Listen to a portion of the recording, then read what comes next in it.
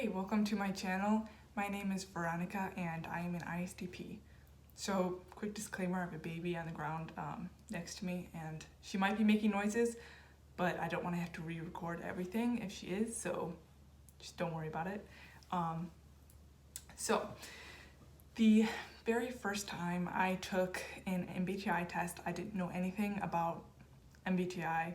I just took this free online test and I got ISTJ. And so reading the description initially, there was a lot of things I related to, some things I didn't. Things I related to were like, descriptions would say they valued honesty, loyalty, they were rational thinkers, they were introverts. All those things resonated with me. Some things that didn't were, they always described them as having a big focus on like rules and procedures, and I never really related to that. I have this tendency to be more interested in following the heart of the law than actually following all the rules, and also a lot of descriptions describe them as having a very high opinion of like authority and experts. And it's not that I have like a terrible opinion of authority and experts, but ultimately I'm going to trust myself before I trust anyone else. And that goes with even if someone's like an expert on something and they give their opinion, I'm way more likely to identify the biases they have and the information they're overlooking and kind of take everything they say with a grain of salt and do my own thinking on the topic. So even so, though, I never really doubted that I was an ISTJ. There was enough things that I related to in the type descriptions that I just assumed I was, and for years I assumed I was an ISTJ. Over time, as I developed a bit more self-awareness, I started to maybe question that a little bit more. And so I'm going to give you kind of some examples of things I started to realize about myself that made me question this. And it kind of comes down to, I typed as ISTJ because my self-perception was that I was this very orderly, structured person. And it's not that I'm not, but it's that order and structure is an inward order and structure. It is not focused outward. So in 6th grade, that was the first year that teachers stopped mandating that we use our assignment notebooks all the time. So before that, they would write the assignments on the board and then they would make you write it down in your notebook and they would check it.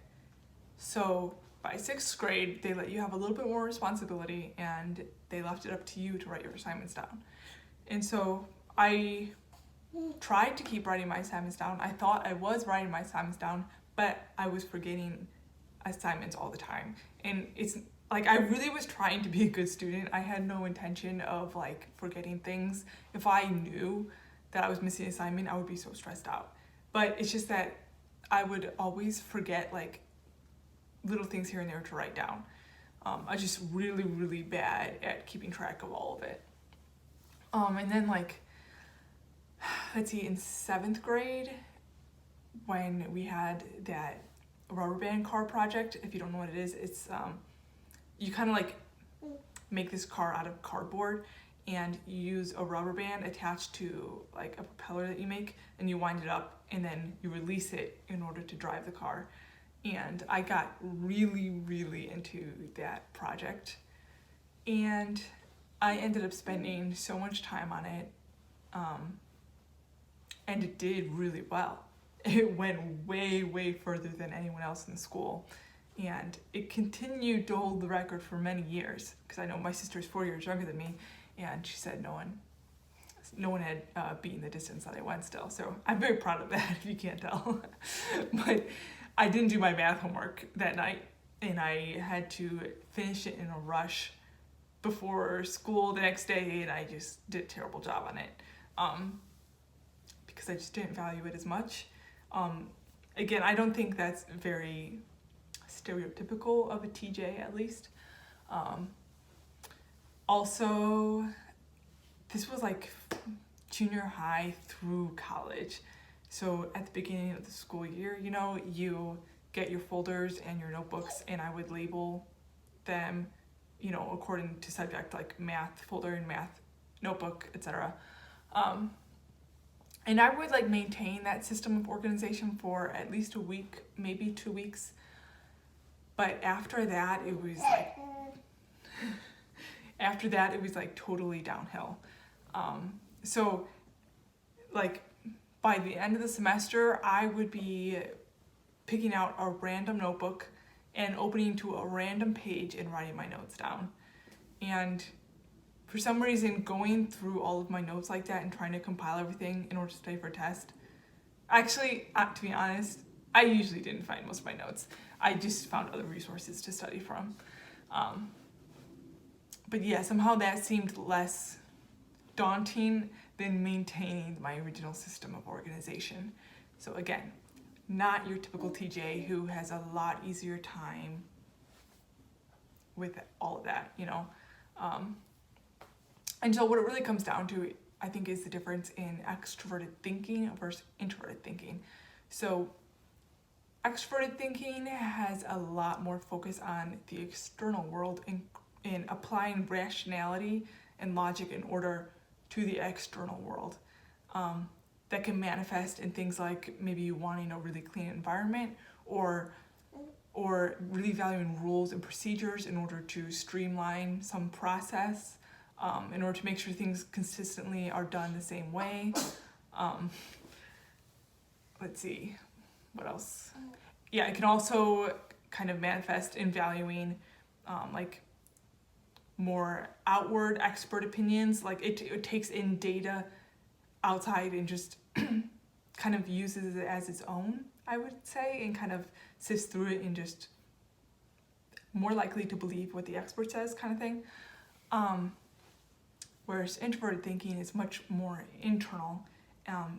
As a result, it's actually more subjective in a sense, because it's not as much focused on objective data as much as it takes in data and like puts it through the internal logical processes, but it's logical processes that person has created, and that method that person has created for understanding the world. And so because I had such a strong self-perception of order because of my introverted thinking, I just totally didn't realize how chaotic my life actually was. And so I think those are the things that initially got me like searching different MBTI types, because over time I started to realize this didn't quite add up. Like maybe I'm not just like this evolved ISTJ that doesn't follow the rules as much. Maybe I'm just not an ISTJ.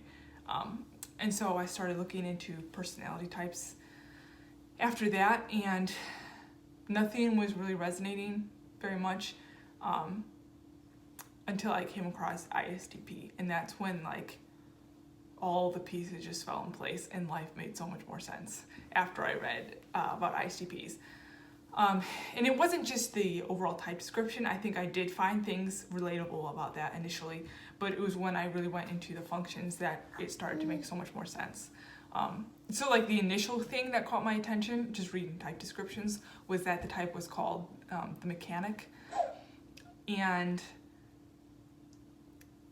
so there's practical reasons why I'm not a mechanic, but like for years and years and years, I would say the one profession that has really appealed to me, like this fantasy of like, wow, that would be an awesome job, but I know there's actually practical reasons why it wouldn't for me, but theoretically it would be an awesome job, is like a mechanic. And so that definitely caught my attention at first. And then reading more about introverted thinking, I personally liked the website personalityjunkie.com, where they go into type descriptions. I don't know if it's perfect. I'm sure someone here is going to say it's terrible or something, but I found it really helpful for me when trying to type myself. The descriptions of introverted thinking really resonated with me, as well as extroverted sensing. And I'd say extroverted sensing especially, maybe because I already knew I had that like internal structure and logical way of thinking, and then realizing that there was an actual function dedicated to extroverted sensing, that this was an actual part of a personality, was like so eye-opening to me. Because like since I've been little, I've been so interested and in like these kind of extroverted sensing things, I guess. Although really it's like the combination of extroverted sensing and introverted thinking. So like as a kid, like I'm talking like early elementary school, going to my dad's work, and they had like machines in the back room where they were cutting the outline for boxes. And I was like so fascinated by that. I loved looking at the machines. I would just like dream about like how stuff like that worked. So yeah, I always thought that was really cool. I was very, very interested in knowing how things worked. I was extremely innovative. I was always taking material and like trying to create new things. I even like, I wanted to be an inventor when I was a kid. I wanted to be a mom and I wanted to be an inventor. So like Thomas Edison, I really liked the idea of like Thomas Edison. And I wanted to be like that when I grew up. Yeah, and I also always had like a really strong sense of like flavors and appreciation for different flavors and smells and cooking, just like everything hands-on, tangible, and creative, and learning new skills and being innovative is what I think really resonated with me and what initially got me believing that I could be an ISTP. Obviously, since then I've learned more things, but I don't want to make this video too long. So yeah, that's kind of how I ruled out ISTJ and how I started believing I could be an ISTP. So let me know what you think. I'm really curious. Other ISTPs, how did you realize? Like, did you actually get ISTP on the test, or were there other things that kind of made you realize you could be an ISTP? And just let me know. Thanks for watching.